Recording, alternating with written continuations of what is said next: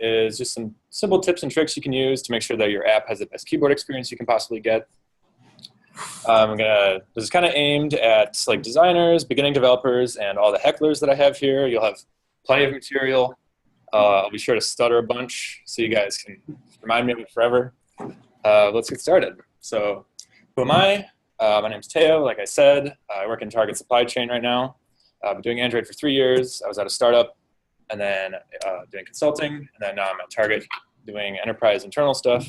I also like machine learning and robotics. So if you have nobody else to talk to at the party and you see me there and you want to talk to me, talk about machine learning and robotics. That's what I like. You can find me on Twitter at Theo Canning and github.com/Theo Canning. I have an app that accompanies this presentation, and it's going to be on my GitHub page, and I'll have a link to that later. So the Android keyboard, why do we care about it and what does it do? So it's kind of unique because it's something that is part of every app, but also exists outside of the app. And because of that, it's something that every single person has a lot of experience with. So anyone who spends a lot of time typing stuff on Facebook knows how the keyboard works. And that's important because all these apps, like the Facebook and Google apps that people spend most of their time on, they get the keyboard right. So when people see the keyboard pop up in your app, you need to get it right too, or people are going to be upset. And if they're people like me, they're going to uninstall your app right away. So this brings me to this. Why bother learning about the keyboard? These are my 3 main reasons for why I think it's important. First, that text entry is the worst. Even with really big phones, if you're texting something long, you have to stop, look at your phone. You got to maybe type with 2 thumbs, maybe swipe and do autocorrect, and then you got to go and fix everything that it gets wrong. Text entry is just always bad, and no matter what you do, it will be the worst part of your app. So we want to minimize the time that people spend typing. Next is everyone has an opinion. So because people are so used to using the keyboard in other apps, people will notice when you get things wrong. And all my consulting friends know that clients always noticed keyboard issues. So I could miss requirements. I could have other bugs. That always just flew totally under the radar. But every single keyboard issue was found immediately. And I had to pay the price. So if you get all this stuff right, it gives your app a nice feel. Everything looks professional. And you just fix it before it becomes an issue. The last is that first impressions are really important. So no matter what your app is, chances are you probably want to have people sign up for it and create an account. So then after they've used it for a while, you determine that maybe they're a candidate, maybe they like it. So then you bring them to this really boring screen with a bunch of forms on it. Nobody likes to do that. Nobody likes filling out these forms. And your drop-off rate on that screen is going to be extremely high. So you need to get all this right in order to give yourself the best chance you can have. Or you can use Google Sign-In, and that works even better. I just have to put a quick plug for Google Sign-In here. Everybody do that if you have the chance. So what are we going to take a look at today? I have 4 basic things I want to show you. These are all pretty simple keyboard tricks. First is the text input layout. This is a really pretty view from Google, and this is how you can make all your text fields look really nice, and it gives you some nice features. Next is input types. This is how you control what characters are available. So if the user's entering a phone number, you can make all the digits appear right away. It's a way to save time, make your app feel a little more polished. Next are input method actions. And this is how you can control the action button on the keyboard and save the user time that way and automatically trigger events for them. And then showing and hiding. So I originally was going to make this entire talk about showing and hiding. And it was going to be like a cathartic session for all the Android developers who hate showing and hiding the keyboard. But I didn't think that actually sounded very fun once I thought about it for a while. So it's just going to get a little section here. And I'll show why it's so weird and some things to watch out for and stuff that will hopefully save you a lot of time. So first, text input layout. Like I said, this is something that's just really pretty. That's the main reason why you're going to want to use it. It's really easy. You'll see in a bit that it gives you a lot of great built-in features. You don't have to do a lot of customization. It's a layout that actually wraps your text field, so it's not a direct replacement for an edit text. And it's part of the Google Design Library. So it's all supported by Google, so it's completely fine. You don't have to convince anybody that it's okay to use. So here's an example of the text input layout. So if you look at the bottom password field, there are 3 things going on. So the first thing, you'll see in a moment when I click into the field, there's a cool little hint animation that makes the word password animate up. So you'll probably recognize that from a lot of apps that you've used. It looks really nice, and this is how people do it. Google also pushes this online, so if you go sign in to Google Inbox, it will have this. So I'll show you how to do that. Next, there's a little password toggle on the left side, or the right side here. So you can get that in just one line of XML code. You press it, and it'll make your password visible or invisible again. And then third, there's a handy error message. So if any of you have tried to set error messages on Android before, if you set it directly in the text field, you get this really, really horrible looking red and black message. It's very scary that you would never want to show to your users ever. The alternative is basically making your own text field show the errors, and that's no fun either because that's a lot more work. So this gives you a handy way to do that. Just a couple notes before we start, because it is part of the design library. You have to import the Google Design Support Library. There's a chance you already have it. So just add this line to your build.gradle, get whatever the latest version is. And then there's something called the text input edit text, which is a complete tongue twister, and I will screw it up, but it's something that extends the normal edit text. So it goes along with text input layout. It's paired with it, and when you're using a text input layout, Google intends for you to use this different text field with it in order to get most of the features out of it. So because it extends edit text, you can still set all your listeners, you can still do everything you would normally do. That should work just fine. I've never had a problem with it, but I'm going to be using it in the next example and in all of my subsequent examples. So let's take a look at our layout. So I stripped out all the boring fields like height and width and ID, so don't worry, you'll still enter those the same way. First thing I want you to see here is we have a text input layout that wraps a text input edit text. That's the way you have to set this up. It's kind of annoying that you have to do the two views, but I didn't make it. So the first attribute you should look at is up here, password toggle enabled, and that's all you have to do in order to get the handy little password toggle there. So if that's something that you need in your app, it's just far better to do it with the text input layout. You set it on the one field, it looks pretty, and then you go and do whatever weird stuff your client wants you to do instead. Then inside the text input edit text, I've set the hint to be password. And just because it's inside the text input layout, that's automatically going to trigger the cool animation that I like so much. I really like this animation. I think it's pretty, it makes me happy when I work on apps that have it. So all you have to do is set it in there. You can disable it if you want by setting a flag in the text input layout. Then if you want to show the errors, I have some example code here in Kotlin because I don't want to use Java anymore. But if you do have to use Java, this code is pretty much the same. I'll tell you what it is. All my other examples are going to be in Kotlin. I don't think it will be hard to convert them to Java. So if you want to show the wrong password error, on our text input layout, we'll call .error equals wrong password. So the first important thing here is that we actually call this on the layout itself. That's the layout that wraps our text field, not the text field itself. If you call it on the text field itself, you get the gross error. It looks really scary. That looks like something is horribly, horribly wrong with your app. If you want to hide the error, you just set it to null. Now in Java, you'll have to call text input layout set error and then send either null or wrong password as a parameter. So a quick review of the text input layout. Gives you a cool animation, gives you the fun password toggle, and it gives you nice error messages. Basically, it's just pretty, and it's pretty easy to use. So I've never had a reason not to use it, and I don't think anyone else should find one either. Next, input types. This is how you change the available characters in your app.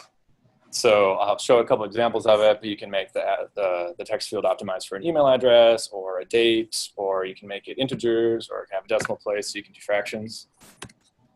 This is really convenient for the user because if you have to enter in a phone number, you don't want the user to have to go and then press the extra characters button and then go and type all the numbers there when you know it's going to be a phone number. That's what bothers me. I get heat about it from clients too. It's a problem. So just save everybody the time. It's really easy. And then you also have to do slightly less backend validation. So you'll get fake phone numbers instead of just strings of text for your phone numbers instead.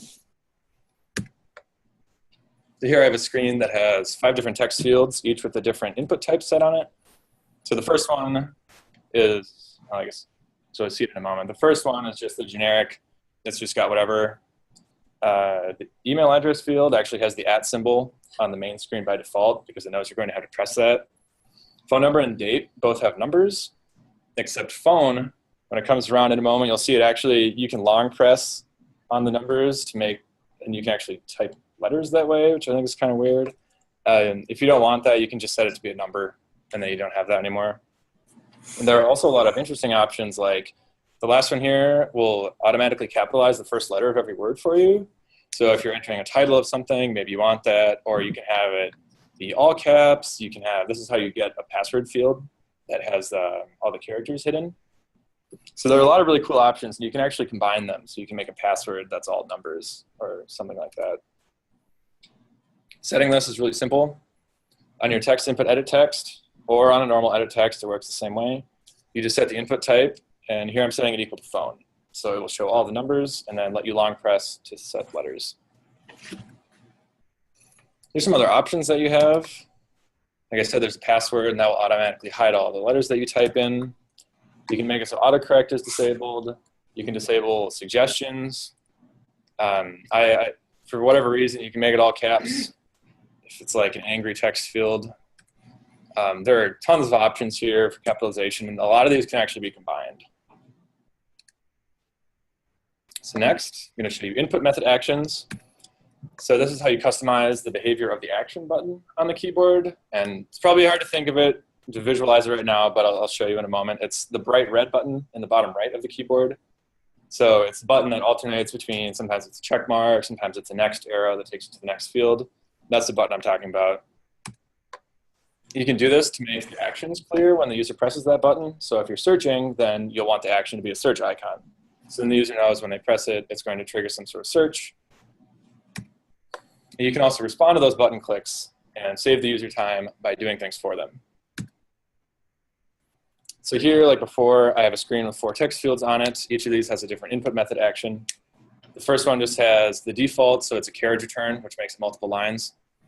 The next one, the action is done, so it's a check mark, and then when you press it, it will automatically hide the keyboard for you.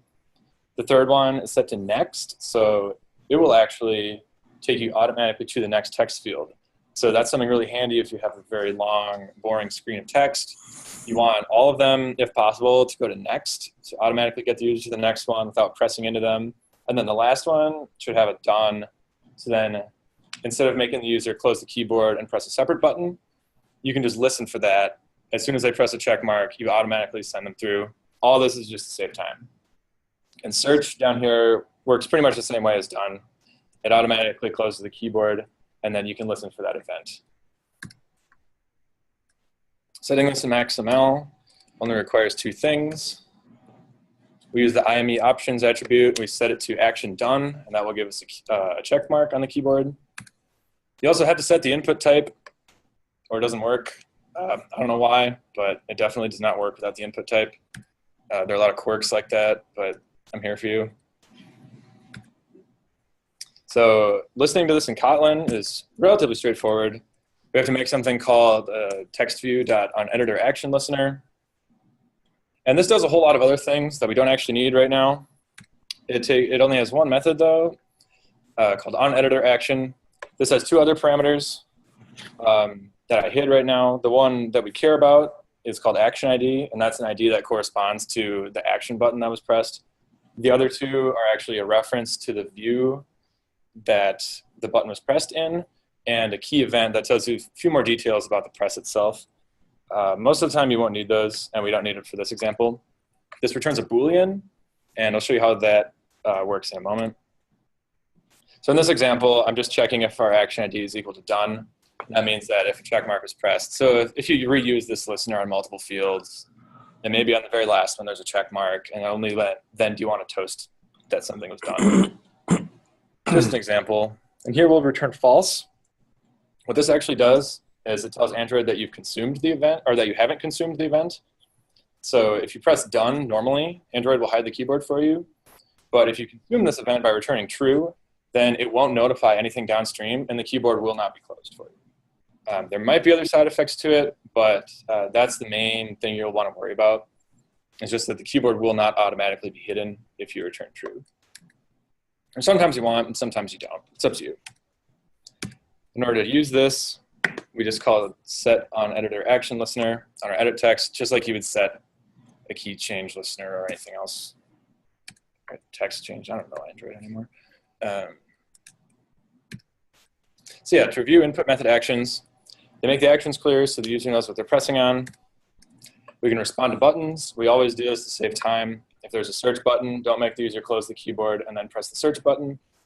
Just automatically start the search as soon as they press the search icon. Now, showing and hiding, this was originally going to be the entire subject matter of my talk, but I didn't want to have like a giant kind of sobbing, really emotional talk. So I'll just have this short bit here. All I can really say is that it's strangely difficult. There's some weird quirks with it, a lot of parameters you have to send that don't really make any sense. I figured out part of why they are the way that they are, so I'll explain that, and then I think hopefully it should be easier for us to figure this out later. Everyone runs into problems with showing and hiding the keyboard. It's like, it's not as bad as time zones, but like for Android, it has kind of a reputation. I'd rather deal with this than time zones, and easily. So in order to do this, we have to use something called the input method manager, and this is like a big Android service that's the interface between your app and any input methods or keyboards that are running. Keyboards can do a lot of things, and input method manager has a lot of advanced functions. Most of these we're not going to need, and a lot of the quirks with it, and a lot of the problems I had are actually explained by security. So this is a big security vulnerability. If another app can control the keyboard or show and hide it, then basically your phone is just compromised completely. Maybe Facebook running in the background wants to hide it every time you open Twitter. Maybe they're just feeling really evil, and they don't want to let Twitter just die on its own. They're actually going to take an active part or something like that. So it's input method manager. Everything it does that's weird can usually be explained by a security concern, and I'll show you 2 examples of that. In order to get this, it's like any system service like Bluetooth or haptic feedback on an activity or a context, call .getSystemService, and give it this flag, context.inputMethodService. Cast that to an input method manager, and you're good to go. So in order to show the keyboard,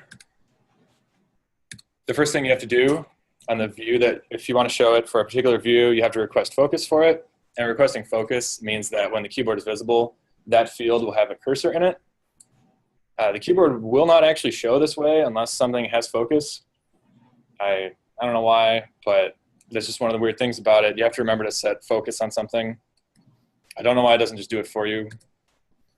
Because down here, we actually call .show soft input, and we give it a view anyway. So you're probably wondering, if we already call request focus on this, why do we have to give show soft input a view? Why can't the keyboard just appear? And the reason is security. So by passing it a view that is currently attached to the window, the input method manager knows that you're the process that's currently in the foreground on the app. So it knows that you have the right to control the keyboard. And that's 100% why you have to send in the view. The last parameter is an integer, and it's a set of bit flags. So you can say if it was hidden, shown implicitly or explicitly. You usually don't have to mess with that. So most of the time, you can just set it to 0, and it'll be fine. I've never had to mess with it. I've always just set it to 0. Hiding the keyboard is pretty similar. You don't have to request focus. The method this time is called hide soft input from window. There's also there's a different hide soft input from something else. I don't remember what else it is. This is the one you want. And instead of sending in a view, you send in a window token for that view. And a window token is something that's unique across all Android processes. And it's part of how the security system and the input method manager knows that you have the right to actually hide the keyboard. So a problem you can run into here is if you have, for example, a dialog that pops up and the user presses a button on the dialog to dismiss it, you want to dismiss the keyboard too. So you'll try to hide the keyboard, so you give this a view from the dialog. But if you do this after the dialog is dismissed, that view is no longer attached, and this won't work. Everybody runs into that. You have to hide the keyboard before you hide the dialog. Now that I know why all this works, it's a lot less frustrating. It makes sense. That's why I don't really have like the resentment that I used to have for the keyboard. I actually appreciate it a lot more. But that's why that happens. It will frustrate everyone, but we're all going to be fine. So it's almost lunchtime, so let's look back at what we learned. We looked at the text input layout. This is a way to make everything really pretty. You get a couple nice options right out of the box to show toggles and errors. It's really easy to use, and it's very nice, so everyone should use it. Input types, that's how you change the available characters. This is a way to save time, make your app look a little more professional, and sometimes reduce the amount of validation you have to do on your text fields. And input method actions, this is how you control the button on the keyboard. And by optimizing this, you can make it clear to the user what will happen when they press the button. And then you can also respond to those clicks and save time. And then showing and hiding, I only complained a little bit.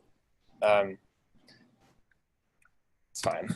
So around last fall, I'm not sure what happened, but I sort of became the keyboard guy. I don't know how, but I made this thing. So what this does is it's a keyboard that lets you take a picture. It recognizes what's in there and converts it into emojis.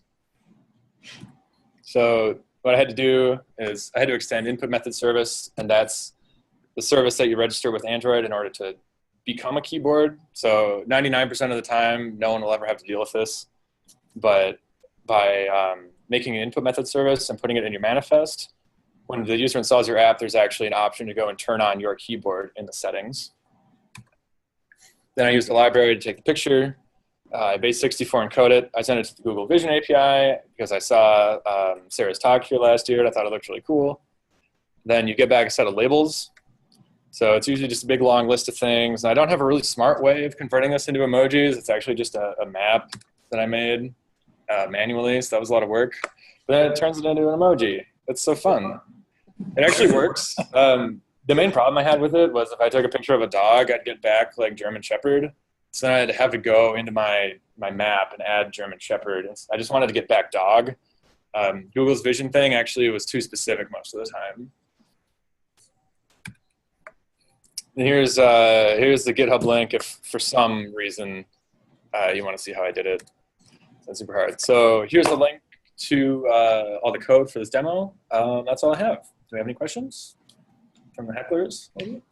So you've got a couple minutes. I'll pick your brain about a couple of interesting problems. Sure. Number one, so I have an Android keyboard that might be English, might be French, might be German, let's say. Mm-hmm. And you figure out a way to include the omega character for home. Oh, okay. So I'm typing scientifically, and it just happens that my users like to be able to say homes in certain circumstances. Mm-hmm. I really not like to create my own keyboard from scratch for however many, 30 or 40 different. Yeah, so I also would not try to make your own keyboard. You were right about that. If you want to include so it's going to depend on what keyboard they have, is the problem. So I have the normal Google keyboard. Samsung has probably done something weird with the keyboard.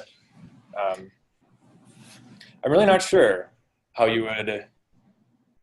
Trick one character into the... I don't know if you can. Have you tried anything that you haven't had success with? No. Yeah, like I want to see the square dash F have the dollar symbol on the main keyboard as like one extra thing.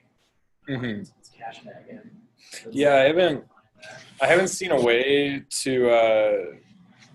So I looked through all the input types. I don't remember if there definitely wasn't a Greek symbol input type. And even then, it would only be Greek symbols. So I'm not. What I'd like to do is just be able to cycle for like one additional symbol tab. Or something Mm-hmm. like that. Yeah, I don't think you can do that, or I haven't seen a way to do it. How far have you gotten with the date stuff in your demo? You sort of skipped over the date. Are we getting to the point where we have a way to enter dates without having a whole bunch of like free drop downs or something like that? Is it input or is it still? So yeah, so what I would do for dates, there's still a date picker.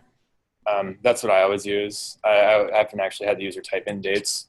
So the date picker is it's a big native Android widget that pops up, and it's kind of confusing. People don't always realize that you can change the year really easily, but that's the best way to pick dates.